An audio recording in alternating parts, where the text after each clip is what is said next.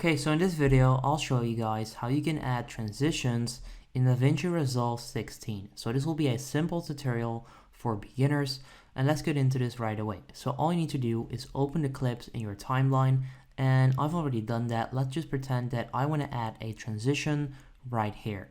So all you need to do for that is click on Effects Library and then open up the toolbox. So click on that arrow right there and then you'll open it up. So you can then see video transitions. You want to click on that and you'll then see this list full of transitions that you can start using.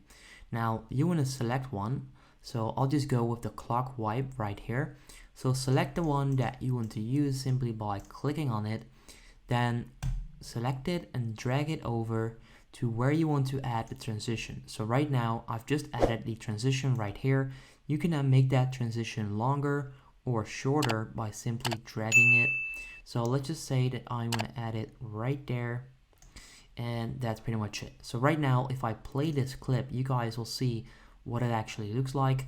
So my frame rate, like this preview screen, is kind of laggy because I'm recording, screen recording as well. But you guys can see that there's actually a clock wipe, right?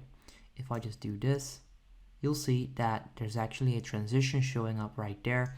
And that's how you can add transitions in Davinci Resolve. I'll just add another one real quick. I'll just go with the radial white one, select it, drag it over there, and then I'll just play it. Let's see what this one looks like. This one is a cool one as well. But that's how you can add transitions in Davinci Resolve. So if this quick video helped you out, make sure you go ahead and leave a like on the video. That would help me out and I would appreciate that. And then I'll see you in the next video. Have a good day.